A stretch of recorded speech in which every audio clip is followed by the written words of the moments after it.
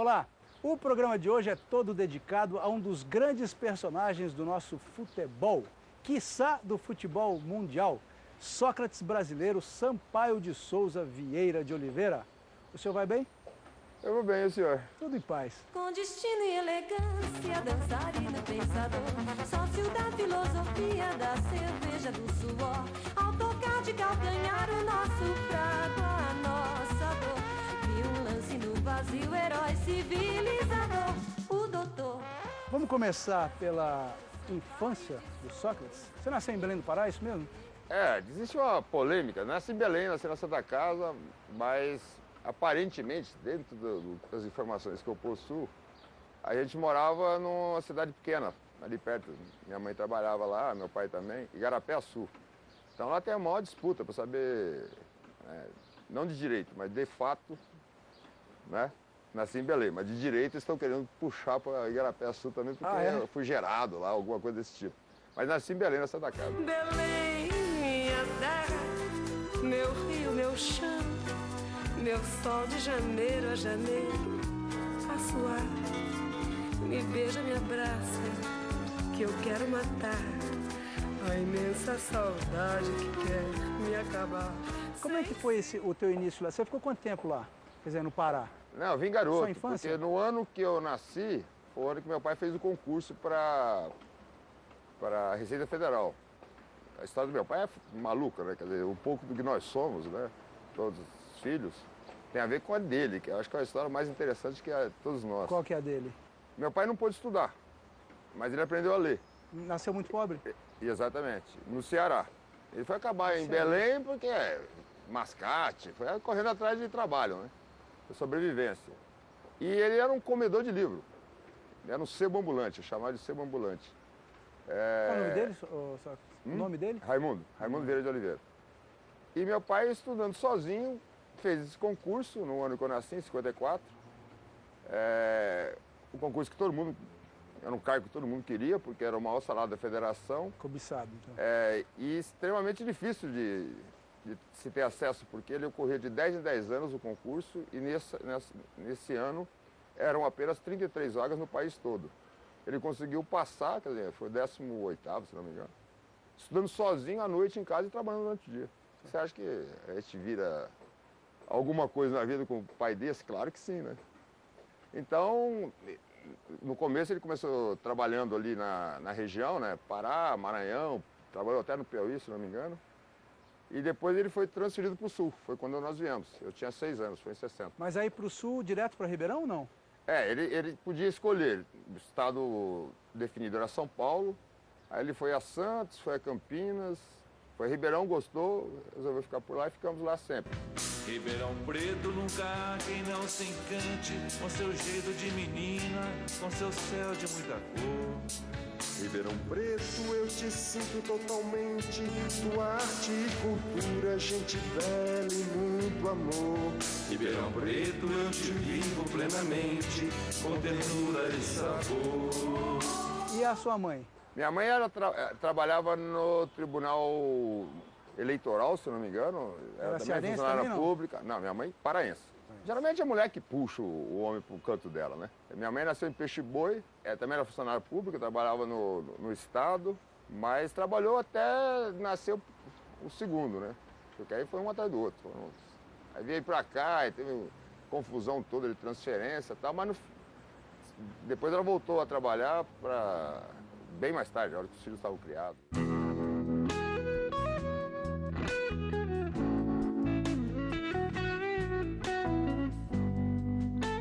Essa tua experiência inicial na infância, de alguma maneira, porque ela faz parte da tua formação, quer dizer, mas você, depois que virou um adolescente, você carregava isso de alguma maneira, sabendo disso, ou era uma coisa que você nem pensava, quer dizer? Olha, a imagem que eu trás? tenho de infância bem precoce era de uma biblioteca. Então, como se eu tivesse vivido boa parte da minha vida de infância, os primeiros anos dentro de uma biblioteca. Quer dizer, o livro sempre esteve muito próximo de mim. Não era um rio? Não era um rio? Também. Riacho, também, mato? Também, mas dentro de casa era a biblioteca. Também tinha muita área livre, era uma Amazônia, né? A família da minha mãe era, digamos, melhor resolvida economicamente. Uhum. A do meu pai não, era extremamente pobre. Então, essa experiência de ter convivido com a realidade da família dele foi extremamente interessante para mim. Quer dizer, a primeira vez que eu fui para lá, por exemplo, meu pai colocou água encanada na casa do meu avô. Na segunda vez que nós fomos, ele colocou energia elétrica. Quer dizer, para quem morava aqui no sul, garoto, aquilo era absurdo. Quer dizer, não dava para imaginar que alguém pudesse viver sem energia elétrica e nem sem água encanada. Mas é um choque, né? Um choque da realidade brasileira. Né? Quer dizer, isso, de alguma forma, obviamente, que fez parte da minha formação. O Sócrates recebeu lá pela esquerda do ataque corintiano, volta a bola para o Birubiru. A Sócrates vem se enfiando, armou, atirou, Corinthians! Primeiro gol no Pacaembu! Penetração de Sócrates, de fora da área. Observou, atirou, pôs à esquerda do gol de Sérgio. Escuta, como é que surgiu essa tua preocupação com, vamos dizer, eu vou chamar de justiça social, tá? Isso tem a ver necessariamente com o teu pai? Principalmente.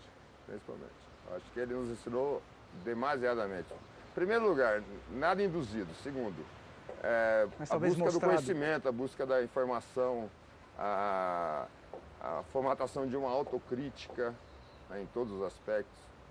E tem a ver com a história dele. A história dele eu fiquei sabendo muito tarde, né? Quer dizer, tudo isso que eu estou te falando eu descobri quando eu estava fazendo faculdade já. Uhum. Porque ele estudou escondido da gente. Porque a exigência dele é que a gente estudasse. Então ele achava que se soubéssemos que ele não tinha estudado, isso nos teria tirado o estímulo. Mas se meu pai não estudou, é o que eu brigo hoje com o jogador de futebol. Pô, se o meu ídolo não estudou, por que eu vou estudar? Né? Para fazer eu ter determinado tipo de atividade. Então, ele sempre escondeu isso. Então, ele fez o que seria hoje supletivo, o Madureza, fez em Taubaté, transferiu para São Paulo para fazer o curso. Vocês não sabiam? Não, eu fiquei sabendo Sua mãe sabia. Quando eu... Minha mãe sabia. Ele fez faculdade junto comigo. Então, tem muito a ver com ele. Agora, obviamente que o futebol me deu esse respaldo também, né? O fato de ter... O futebol te dá um contato com a realidade que outras atividades, outras profissões não te oferecem, ou outras atividades enquanto criança mesmo, um adolescente. Porque o futebol é muito democrático. Uhum. Quer dizer, desde garoto eu estou envolvido com esse jogo, mesmo que nunca tivesse pensado em me tornar profissional. Então, convivia com pessoas de uma situação social totalmente diferente, de um nível educacional diferente.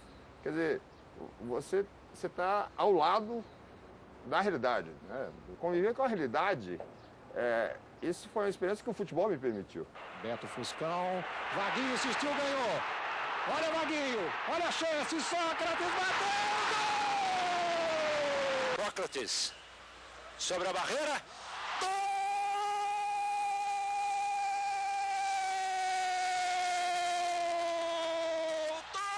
Todo mundo está abraçando, doutor! Está abraçando aquele moço, é Sócrates brasileiro. Onde é que foi, eu não sei se é possível a gente dizer assim, foi naquele momento, porque eu acho que as coisas vão acontecendo, né? Um processo. Sim, claro. Mas você tem alguma lembrança de episódios ou talvez momentos que tenham determinado, ali eu abri a cabeça, ou ali eu saquei que eu tinha que fazer alguma coisa, ali eu percebi que a desigualdade era tamanha que eu não podia ficar... De fato foi um pouco mais tarde, mas... Tem um episódio que me chamou muitíssima atenção e depois eu fui atrás para saber o que tinha ocorrido. Foi no dia do golpe, 64. 31 de março de 64. Eu peguei meu pai queimando livros. Quer dizer, a minha imagem era de um cara consumidor de livros. Aquilo lá foi chocante para mim. Você não entendeu? Chocante. Eu não entendi porque ele não explicou. Eu falei, vai, o que está acontecendo? Eu falei, não, os livros velhos, tal. Ele tergiversou e se mandou, né? Porque ele tinha literatura em casa e ele tinha medo, ficou com medo por causa da função pública que ele tinha. Tinha literatura, tinha o Capital de Marx, tinha Engels, tinha todo mundo. Quer dizer, ele lia tudo. Gramsci. Desde a direita até a esquerda. Gramsci, Maquiavel.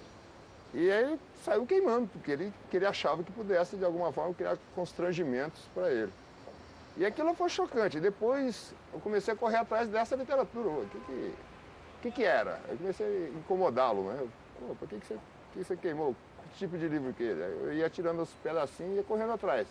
mesmo que eu não entendesse muito o conteúdo daquilo tudo, é algo que ficou marcado em mim. Quer dizer, a partir do momento que eu comecei a ter noção e capacidade de entendimento daquilo tudo que estava sendo nos mostrado, né, historicamente, aí eu comecei a correr atrás de muito mais coisa.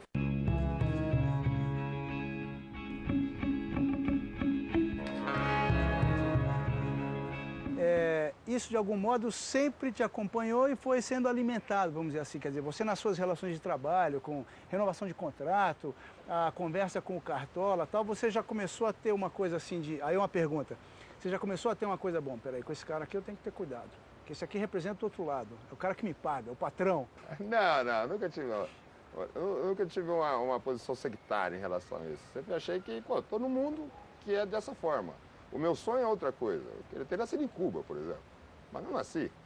Então, esse é o meu país, esse é o meu povo. É aqui que eu tenho que brigar para que ele se aproxime daquilo que eu considero mais justo, ou que dê mais oportunidades a um número maior de pessoas. Eu nunca tive essa posição... Radical?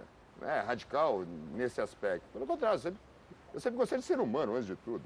E entendo o ser humano em todas as suas nuances. Mesmo que ele seja absolutamente diferente de mim. Tanto que, na época do Corinthians, eu tive uma chance única, né? Quer dizer, as portas estavam todas abertas para mim. E muitas vezes em locais que eu sabia que ia encontrar coisas que eu não gosto. Eu frequentava o Gallery, por exemplo. Mas por quê? Porque eu queria conhecer aquele povo que frequenta o Gallery. Mas era uma coisa da época também, exatamente. Onde que eu vou conhecer esse povo? Onde eles frequentam. Não é na periferia que eu vou conhecer esse povo. Na periferia eu vou conhecer o outro povo, que é o povo mesmo, né? O povo sofrido, o povo que batalha a cada segundo da vida. Então eu tinha que conhecer tudo, quero saber qual é a característica dessa miscelânea, digamos, brasileira que gera tanta diferença, tanta concentração de renda. E aí você vai atrás de informação o tempo todo. E eu sempre fui paciente nesse aspecto, tanto que a minha postura política, ela só aflorou, postura assim, quando ela se definiu. Quando eu achei que tinha argumento suficiente para poder enfrentar a reação, e com respeito à reação. Isso foi mais ou menos na época que eu estava por aqui, chegando em São Paulo. Quer dizer, na época de faculdade, o que eu estava atrás de faculdade? Na faculdade, eu não estava dentro do centro acadêmico para brigar contra a ditadura, pura e simplesmente. Eu estava fora, eu estava querendo informação, o que está acontecendo. Então, eu fui levantando informação, até formalizar, na verdade, um conceito. Zé Sérgio tentando a infiltração, abriu espaço, cruzou, Brasil! Primeiro gol na entrada de Sócrates. 1-0 para o Brasil. Sócrates brasileiro, Sampaio de Souza, Vieira de Oliveira. Deu um pique filosófico ao nosso futebol. O sol caiu sobre a grama e se partiu em cacos de cristais. As cores vestiram os nomes e fez-se a luta entre os homens até os apitos finais. Agora, em tudo que é matéria que a gente vê, lá de trás, ou mesmo agora, se alguém resolver fazer algo que a gente está fazendo aqui para televisão, né? Se fizer para impresso. Você na infância era santista, quer dizer... Santista. Torcia para o time do Pelé, imagino. Sim. Não é isso? Quer dizer, era o grande time da ganhava, época, né? não é? Criança quer ganhar sempre, né? Não, e se você for olhar, Magrão, a geração do Santos que tem hoje, 55, é tudo santista. Exatamente. Né? O time do Santos era fantástico.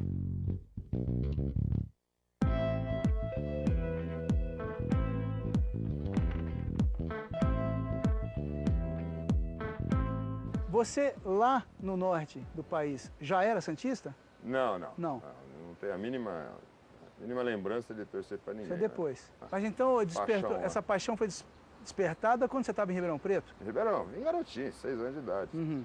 E aí virei santista, enchi o saco do meu pai a vida toda para assistir os jogos do Santos ali em Ribeirão e na região. Tem histórias ótimas. O estádio do Botafogo, o antigo estádio do Botafogo, era acanhadíssimo e tal. E boa parte dele era de cadeiras cativas. Meu pai tinha uma cadeira cativa e eu sempre ia com ele, porque criança naquela época era uma beleza, podia ir com os pais. E do lado do meu pai, era o meu sonho de infância, era que o cara faltasse no jogo do Santos, para que eu pudesse sentar num trono, né? Eu sentava no chão, na escada, no colo dele, sei lá, onde fosse possível eu sentava.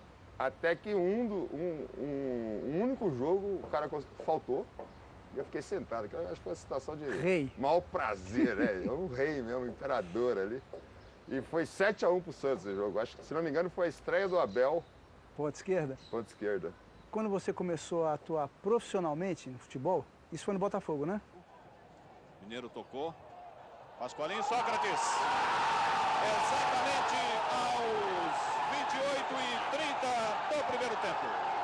Sócrates, camisa 8. Botafogo 1. São Paulo 0. Você começou como juvenil? Não. Sim, sim. Mas você foi ficou o quê? uns 15 anos pra lá. Você ficou o quê? Dos 15 até que idade, quando você veio pro Coringão? Eu saí 7, 8? com 23, formado já. Ah, você se formou lá, né? Formei em Ribeirão. Ribeirão. Porque, na verdade, o Botafogo nos primeiros anos, o futebol, né? No Botafogo, os primeiros anos era continuação do futebol de várzea pra mim. Eu apareci de domingo. Eu já estava fazendo cursinho, depois do cursinho entrei na faculdade, aí não tinha agenda compatível. E depois me tornei profissional, aí já não era várzea, né? Mas já era uma várzea seca, digamos. Eu treinava pouco, porque não tinha mais tempo. organizada. Eu fazia a faculdade de medicina, pô, não é simples associar as duas coisas. Esse processo de maturação de personalidade foi longo o suficiente e muito bem utilizado. Arlindo está lá brigando. Conseguiu apanhar. O Botafogo vai criar chance. Sócrates. 1-1 no Pacaembu. 36 minutos, primeiro tempo de jogo. Zé Maria. Botou na área. Sócrates. E o gol! Corinthians! Sócrates! Olha a chance, cruzou tudo. Vem o Vaguinho do outro lado. Chegou, bateu, Sócrates. Golaço de Sócrates! Sensacional a jogada de ataque do Corinthians! Olha lá, olha o Zenon. Viro colocado. Zenon movimentando, largou para o Sócrates. Corinthians! Sócrates! Ainda dá um maior brilho à festa corintiana. Agora, Magrão, quando você chegou a São Paulo, primeiro choque, não? Qual foi a grande diferença que você sentiu quando você sou um jogador do Timão? Vixe, é mais ou menos como o Nascimento.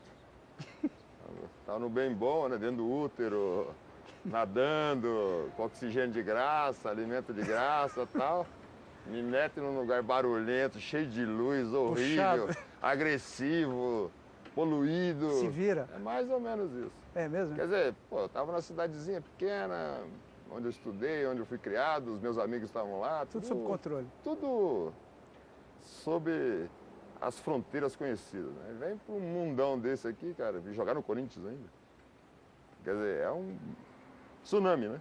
É uma avalanche de tudo que você possa imaginar. Cidade maluca, o corintiano é maluco. Eu passei um ano aqui para entrar no eixo, né? Tem Sócrates ali na meia. Boa saída de Sócrates, bateu! Golaço! Sócrates! 21 minutos do primeiro tempo no Morumbi. Autoriza Morgado. Sócrates caminha, bateu e gol! Sócrates! Cobrança perfeita de Sócrates! Quer dizer, 7-8, 7-9, né? 7-9. 7-9? Não. Porque 7-9 é o título. 7-8. É, eu vim logo depois da Copa. Então tá, você passou agosto... Eu me formei no final de 77. É. Né? Até então eu tinha recebido vários convites, se não me engano, menos do Corinthians. Tinha São Paulo, né, na parada? Não, durante os anos de faculdade recebi uns 40 convites. Ah, tá. Internacional de Porto Alegre, Flamengo, Fluminense, Botafogo, pode se imaginar. Cruzeiro, os grandes clubes quase todos. Se não me engano, só o Corinthians, que não. E aí eu tinha que definir se ia fazer residência médica ou continuar no futebol. E só defini isso no último instante, né, na bandeirada final. Aí não tinha solução, né? Apaixonado pelos dois lados. Né? Falei, fui pela solução mais fácil, mais lógica. Né? Vou jogar bola, depois eu faço medicina. Dá para fazer as duas coisas, cada um ao seu tempo. Então eu fiz um contrato com o Botafogo, o último, no começo de 77, de 78, já formado. Falei assim, ó, primeiro clube grande que vier, eu vou embora. Fechado, fechado. Aí passei 6 meses e não aparecia ninguém. Olha eu tô aqui só esperando esses loucos. Vai por causa da Copa do Mundo também, tá? Uhum. Todo mundo esperando para ver o que ocorreria lá, né? E aí, em agosto desse ano, depois da Copa, apareceu o São Paulo, o Botafogo fez um acordo com o São Paulo, com uma condicional. Né? O São Paulo pediu um prazo, ele estava fazendo um outro negócio com o Corinthians. É, tinha São Paulo. Uma Acho que o Chicão ia para o Corinthians, o Vladimir... Não, o Cláudio Mineiro, que é a reserva do Vladimir, ia para o São Paulo, ia ter uma grana, essa grana eles iam me contratar. Pediram uma semana de prazo, nessa semana o Matheus furou.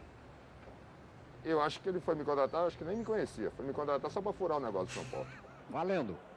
Foi a Taliba, passou, bateu, Sócrates, gol do Corinthians! Passou por Ataliba, entrou Sócrates! Você teve um momento na tua vida profissional no Corinthians que você falou assim, não dá mais, não aguento mais isso aqui. A questão foi a seguinte, quando eu vim jogar no Corinthians, eu não fiz nenhuma exigência. Eu vim recebendo o mesmo salário que eu tinha em Ribeirão. Mais nada. Eu quero ir embora. Como sempre fiz, eu quero ir e vou. Depois eu resolvo como vou me virar onde eu estou indo. Você lembra se era 1 ano, 2 anos? 2 anos. 2 anos. 2 anos. Então eu vim ganhando o mesmo salário que em Ribeirão. Mas em Ribeirão eu não pagava aluguel. Era uma moleza para mim. Um custo de vida muito menor. Então cheguei a São Paulo, só de aluguel eu gastava 60% do meu salário. Já tinha 2 filhos? Não, tudo bem, vou levando. Até então, o custo era meu. Eu que assumi, eu vou me virar. E ia me virando. Aí cheguei à seleção brasileira. 7-9, né? Já era considerado um dos maiores jogadores do Brasil. Vamos colocar 1 ano, metade desse contrato que eu fiz. Eu ganhava 25 bruto. O Zico ganhava 500. Era mais ou menos isso. Nós dois da seleção, os 2 nomes do futebol brasileiro, etc, etc, etc. Cheguei pro Matheus e falei, pô, cara, vamos... Você me ajuda, eu te ajudo. Você me dá uma renovação antecipada de 1 ano, eu te dou mais 1 ano. E o meu proposta era 150 mil por mês. E ele falou, não tem... Aqui eu não faço... Tem conversa. Não tem privilégio. Tá bom. Aí deu uma sorte nas casas, porque fiz alguns contratos de publicidade e tal. Acabei comprando até meu apartamento, que é do lado aqui na Maranhão. E fiquei 1 ano sem receber prêmio por jogo, de vitória. De bicho? É. Porque o prêmio somava seu salário, que era o que estipulava o valor de transferência. Ele depositava o juízo e devolvia em juízo. Quer dizer, era o tipo de situação... E jogando? E jogando. Mas aí terminou o contrato mesmo. Vamos lá, vamos negociar. Fiquei 45 dias no Corinthians sem jogar. Você imagina o que é isso. Mas no fim eu falei, vou fechar. Mas mesmo assim era um negocião, né? Você tem ideia, os 150 que eu havia pedido e que eu iria ganhar no 2º ano, a minha proposta ia ganhar 200, eu fechei por 1,750. Abrindo mão do que eu queria ainda. Tentou de longe. Corinthians, 2º gol. Sócrates. Olhou, observou e aceitou. E o Corinthians faz 2-0 no Morumbi. Agora, como é que você resumiria a figura do Vicente Matheus? É uma das pessoas mais honestas que eu conheci. Honestas? Honestas. Cabeça dura com os negócios dele e do Corinthians, que hoje faz falta pra caramba alguém assim. Ele cuidava do Corinthians como se fosse a empresa dele. Ele era responsável pelos seus atos. Isso é um exemplo histórico do futebol brasileiro. Quer dizer, o Corinthians na época do Matheus, pelo menos na época que eu estive lá, o Corinthians era corretamente administrado, gestão absolutamente redonda.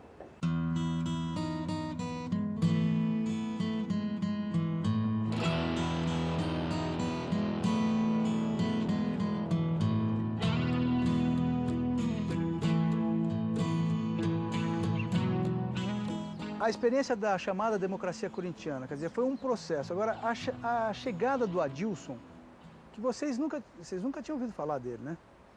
Ou já? Não, o Adilson, não, porque o Orlando que era diretor. Era filho do Orlando. Filho do Orlando que era diretor. Pois então, é um sociólogo que chegou não conhecia o mundo do futebol, quer dizer, na coisa empresarial, de organização, de gerenciamento, etc.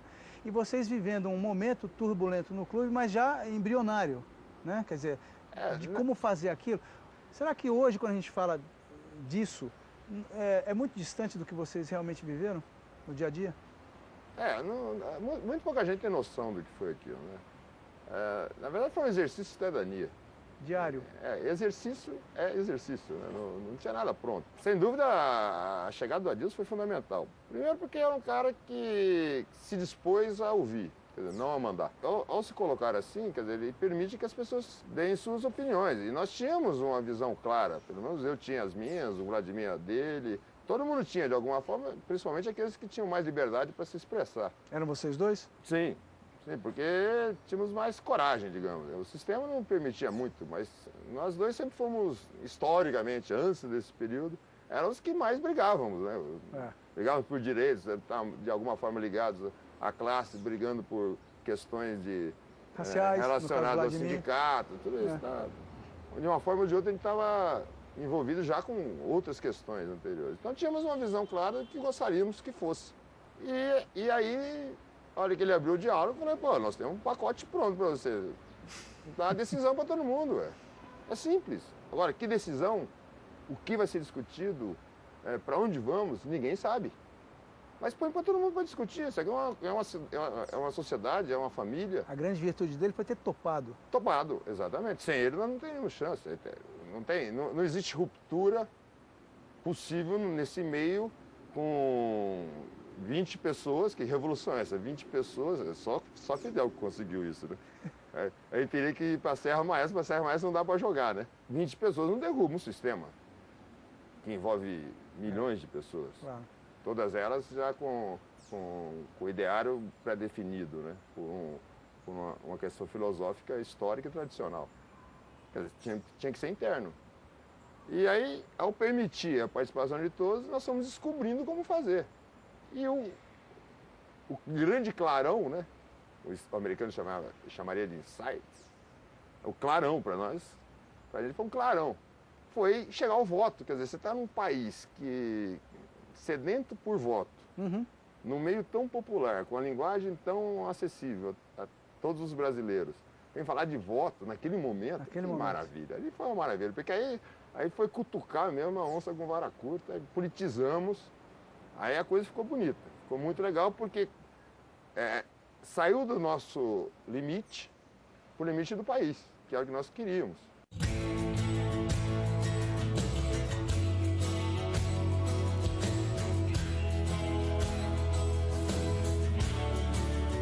Vocês iam vivenciando esse exercício que você chamou, mas cercados de desconfiança dos próprios atletas dos outros times, quer dizer, esses caras são malucos, esses caras não sei o quê, mas pô, como eu gostaria de fazer isso?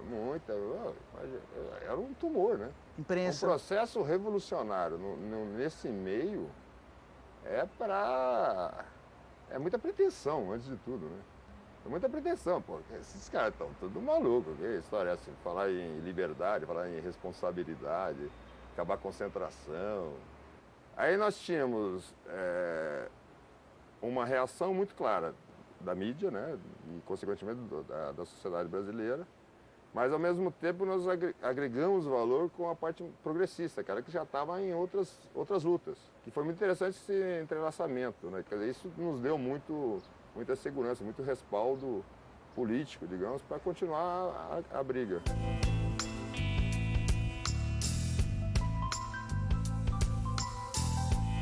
Agora, eu queria que você falasse sobre um episódio que certamente não deve ter sido bom naquele momento, e eu não sei se você tirou lições daquilo.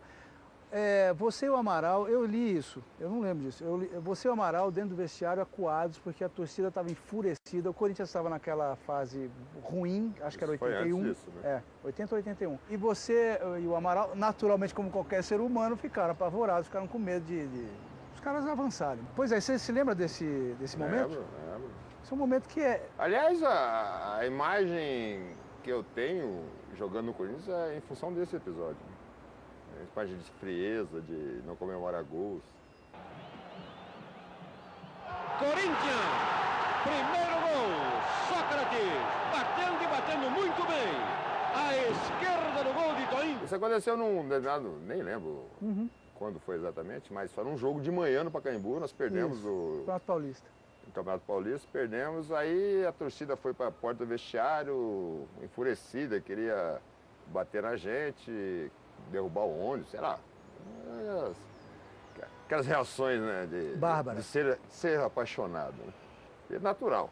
Eu estava tentando entender ainda como me comunicar com a massa corintiana, porque o nível de exigência era muito grande e o volume de pessoas envolvidas também era muito grande. Então me interessava demasiadamente encontrar a fórmula justa de comunicação. E não tinha achado ainda. Racionalmente dava para entender. Quer dizer, era uma massa sem comando, como sempre foi. E eu falei, não, isso não pode acontecer, não pode ser assim. Passei a semana toda, vou reagir e tenho que saber fazer direito. E foi acontecendo. No jogo seguinte, nós ganhamos bem. Lembro até que foi do Comercial de Ribeirão Preto. Eu fiz 3 gols e não comemorei nenhum. Não olhei para a torcida, não cumprimentei meus companheiros. Quer dizer, eu reagi no mesmo espaço. Minha comunicação tinha que ser ali. E aí criou-se a polêmica. Pô, por que você não comemorou? Porque até então eu comemorava. Aí eu expliquei, porque, pô, eu não posso ser tratado como Deus num dia e diabo no outro. O que eu estou fazendo aqui é um trabalho, é um exercício artístico.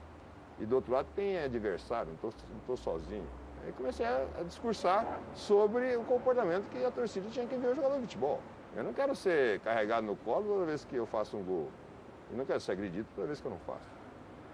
E aí, a partir daí, começou a minha comunicação com a torcida corintiana. Igualadas as coisas do Morumbi. Segundo gol! Virou em boas condições para o alfinete de cabeça, ajeitou para Sócrates, bateu. Golaço! Sócrates! Magrão, você aprendeu com o Emerson Leão naquela época? Ou ele só te irritou? Aprendi. Eu já o conhecia, né? Mas os nossos contatos eram esporádicos. O Leão tem uma personalidade muito peculiar, né? E é extremamente difícil a convivência com ele, pelo menos no contexto que eu sou, porque somos muito distintos, muito diferentes, com perspectivas de vida diferentes. Marcão. Tentou, Leão ainda espalma a bola e manda escanteio numa girada sensacional de Marcão. Você tinha que Acho que lidar com ele. Paciência mesmo, paciência no convívio humano, quer dizer, respeitar as diferenças dentro de uma relação cotidiana. Mas, por exemplo, os mais jovens ali naquela época, não tinha uma coisa assim que eles ficavam um pouco com medo de você, do Vladimir, das coisas que vocês... Eles, embora concordassem com vocês, mas tinham medo de assumir. Então a do Leão era mais fácil? Era mais fácil, era mais confortável e eles estavam habituados a isso. Era um outro pai, né? Quer dizer, o paternalismo estava explícito num colega de trabalho, né? Nossa busca era o contrário. Quer dizer, peraí, você tem que crescer, vá ler, vá tomar atitudes, vá aprender. Bom, então o que é viver? É você adquirir experiência, adquirir conhecimento. E o que a gente queria era que as pessoas crescessem, todos cresceram muito. A reação, se você falar com Birubiru, com Zenon, com Alfinete, eles estavam começando a crescer como gente. Quer dizer, no começo da democracia corintiana, os caras tinham medo. Nunca eles permitiram qualquer tipo de manifestação, muito menos colocar uma opinião para decidir alguma coisa no trabalho deles. E aí, o que a gente fazia cotidianamente era isso. Quer dizer, tinha medo, mas você pergunta para eles hoje o que valia aquilo lá, vale ouro. O que eles são hoje? São seres muito melhores do que seriam se não tivesse.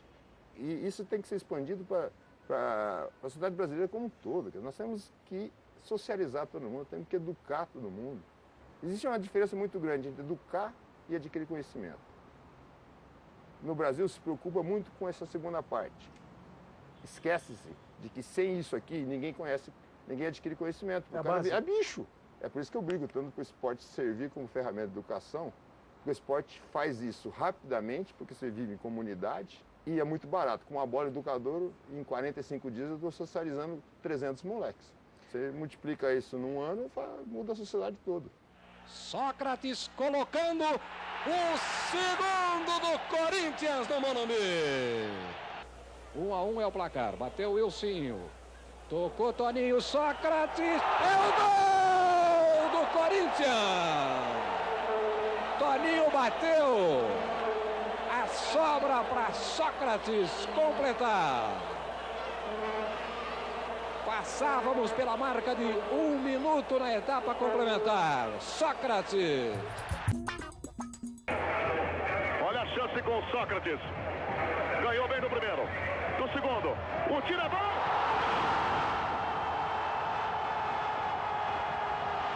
Um pouco antes de 82, Copa, o Tele Santana já era o técnico e tal, foi levado pela população, né? Eu queria falar não do mito Tele Santana, mas do homem Tele Santana e do técnico. Houve um momento ali, Magrão, quando vocês estavam se preparando e ele ia fazer a última convocação para a Copa da Espanha, em que ele teve um problema com o Reinaldo. Ficou preocupado com as noitadas do Reinaldo, que o Reinaldo podia ser homossexual, porque ele talvez consumisse drogas e não sei o quê. O comportamento extra-campo do Reinaldo pesou muito mais do que o que o Reinaldo jogava. Existia uma, digamos, uma campanha, entre aspas, em Minas Gerais contra o Reinaldo nessa época. E o Tele embarcou e não, convocou e não o levou. E o Reinaldo naquela época era, se não o melhor, um dos melhores centroavantes do país. Não, era o cara do nosso time. Já tinha disputado uma Copa do Mundo, 7 8. Não, e era o cara daquele time. Cerezo cruzou na área. Vem para Reinaldo. Gol! Gol do Brasil, Reinaldo! Bobeou a defesa sueca, não acreditou Anderson. Reinaldo roubou e empatou. Aquilo de alguma maneira te incomodou ou não? Estou falando de uma Incomodou, atitude do Tele. Eu não me lembro direito, mas incomodou. Esse tipo de coisa sempre incomoda. Não, como ilustração do Tele, entendeu? Porque ele era um cara meio conservador. O Tele é extremamente conservador. Uma figura humana muito conservadora. Ao contrário do treinador, né? O treinador é extremamente democrata. Em primeiro lugar, a boataria que existe em torno do futebol, seria muito simples chegar até o Reinaldo e falar, o que está acontecendo? Qual é o problema? Os seres humanos têm que ser respeitados naquilo que eles são, não naquilo que a gente pretenda que eles sejam. No caso desse exemplo, ele está jogando muito bem, era o cara do time, por que vai tirar? Especulação. Okay. Em primeiro lugar, que é tirar a gente da vida comum, normal, uma prisão. Vamos para uma prisão, quer dizer. Tem a ver com a minha cerveja eu não estava bebendo também. Se o Reinaldo consumia drogas ou se gostava de mulher, como eu, a gente ia ficar sem mesmo. Pô. A gente ia para uma prisão babaca, mas era do sistema, como até hoje é. Então, cara, é uma bobagem, isso é uma bobagem. Agora, é a concentração de poder, né? Concentração de poder vai fazer o quê? Quem manda? Por culpa dessa experiência, menos, até porque eu não estava muito próximo, né? Essa coisa aconteceu meio à distância. A gente estava na seleção, mas acompanhou meio que a distância. Agora, de 86, com o Reinaldo, com Renato e Leandro, sim, eu estava lá. Aí eu sonhei para ele mandar os dois embora. Por quê? Briguei para não, porque eu iria junto. Sonhei no sentido figurado da coisa. Eu briguei para que é isso? Você fica 40 dias preso. Arruma uma folga das 2 da tarde às 10 da noite, num domingo, numa cidade que você não conhece, você está de sacanagem, né? Libera a madrugada, vamos beber, vamos farrear, fazer samba, vamos namorar, vamos fazer tudo de uma vez, velho. Zico com o Gentili, grande lance de Zico. Para Sócrates, invadiu, pintou, atenção, bateu. Gol! Brasil!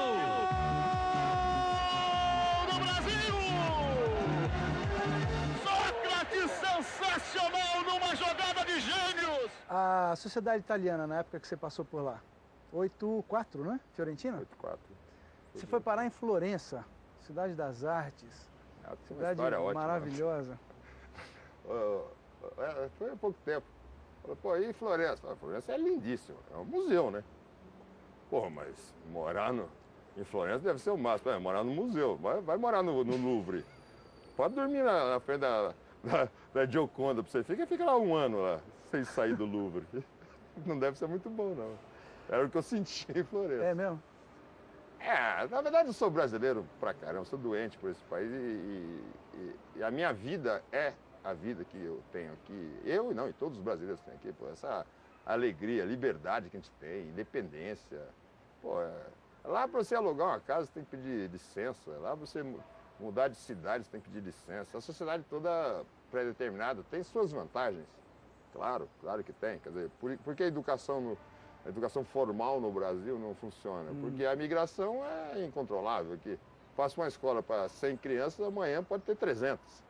Não vai funcionar, óbvio. O Estado não controla porcaria nenhuma, lá eles controlam tudo.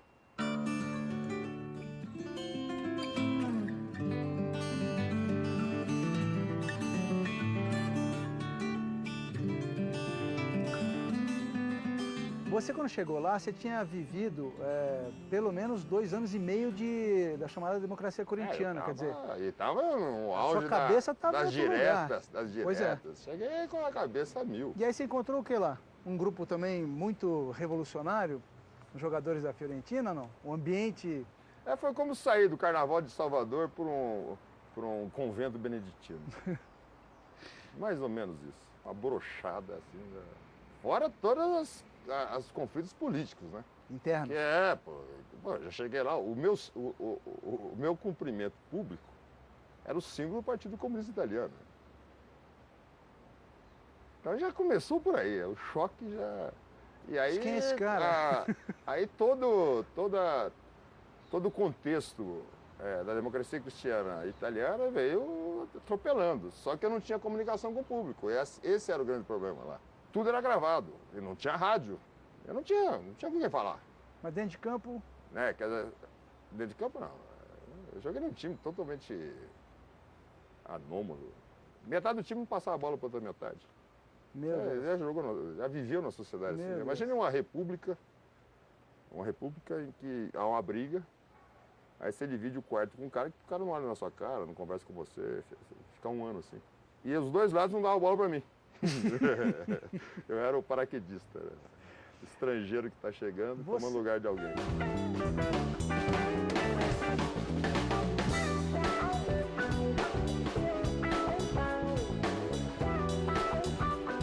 De alguma maneira você concorda com o Zico? O Zico falou várias vezes que a perda do título de 82 significou, vamos dizer assim, o enaltecimento daquele futebol jogado pela Itália na época. Como uma coisa negativa, quer dizer, ele falava como uma coisa, quer dizer, o verdadeiro futebol campeão seria o do Brasil. Você concorda com isso? Né? Seria ideal. Essa pergunta, quer dizer, tem tudo a ver com o conceito de Copa do Mundo. O conceito que eu prego, muito pouca gente tem essa noção. Copa do Mundo é uma feira de futebol. Não está valendo o melhor. É uma feira, que nem feira de automóvel, feira de móveis. Você vai lá e apresenta o seu produto. A resposta do público que define, né, as tendências futuras. No caso do futebol, é a mesma coisa. O time que ganha, filosoficamente, é para onde vai o futebol. E aquele período era o período de transição entre o futebol, digamos, mais técnico, mais lento, mais pensado, para o futebol mais físico, mais corrido, mais burro, né, mais feio. Ué, foi o que a gente viu na sequência, hein? Mais ignorante, mais acrítico, né? O futebol acrítico. Pode haver agora com Conte que desce e vai ganhando a grande área. Rossi do outro lado. Ajeitou, pintou, vai fazer, bateu.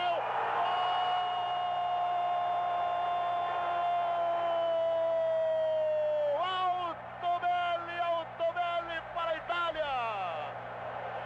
Terceiro gol da Itália, definitivamente campeão mundial de 1982. Altobelli. Tirando a França do Platini e a Argentina do Maradona, foi mais ou menos isso que a gente viu na sequência. Depois de 86, só teve um time que jogou futebol. Qual foi? Argentina de 94. Pois é, até prender o Maradona. Foi o melhor time da Argentina que eu já vi. Eu comparo a derrota da Argentina de 94 à nossa de 82. Argentina no ataque. Maradona com Redondo. Outra vez, que bonita jogada pro Maradona, para bater Maradona, gol!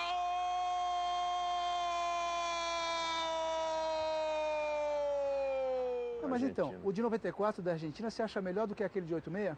Melhor. É? E melhor que de 78, muito melhor que 78. Porque tinha mais conjunto.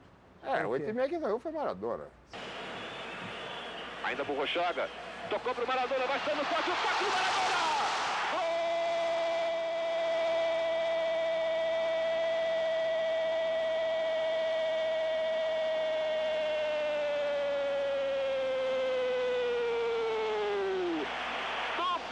Da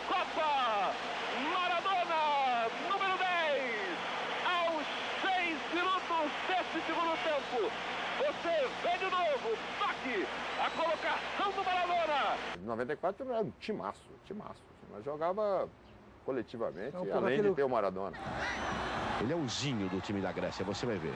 Joga com a 11 aqui pela ponta esquerda, mas ajuda muito o meio de campo. E lá vem o time da Argentina. Lá vem com perigo, tá pedindo o Canidia do outro lado. Tá feito o corte, gol!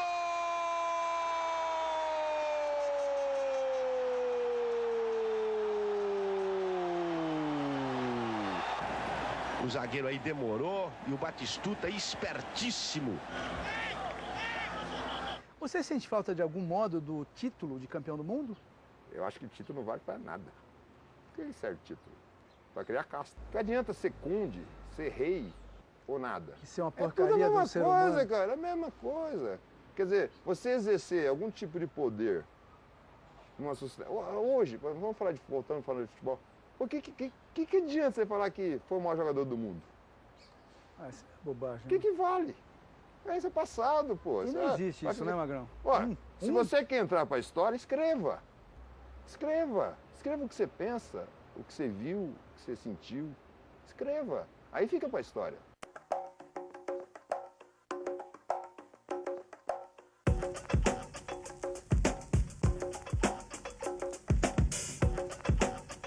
Os índios é que dizem, vocês brancos é que tem essa história de querer permanecer. Não, nós tivemos agora no congresso da Caravana do Esporte, que teve uma palestra de um índio inteligentíssimo. Ele detesta a palavra índio, mas a gente está habituado. Um indígena inteligentíssimo, uma bela de uma formação. Ele fala o seguinte, eu não sei planejar. Eu vivo hoje. Quer dizer, eu sou assim também. Eu vivo hoje. Sei lá o que vai acontecer daqui a pouco. Eu vivo hoje. Eu quero ter prazer hoje. Eu quero viver bem hoje. Quero fazer coisa boa hoje. Quero ajudar hoje. Não amanhã. Você pode até fazer projetos. Mas o que vale é hoje. Não adianta eu ficar falando em projetos. É que nem administração pública. Daqui 10 anos nós vamos ser autossuficientes em tal coisa. Legal. Daqui 10 anos eu não vou estar mais aqui. É outro que vai assinar embaixo disso. Mesma coisa. Faça hoje aquilo que você pode fazer hoje. Tem coisa que não dá para fazer hoje. É isso. Eu acho que eu vou encerrar a entrevista com essa sua frase. Você que manda. Mas Magrão, a maioria. Adorei conversar com você. Daria uns 4, 5 grandes momentos, não só um, viu? Tem muito para gente conversar aí. Tá bom, brigadão, velho. Abraço. Beijo. E a gente volta no próximo domingo. Tchau.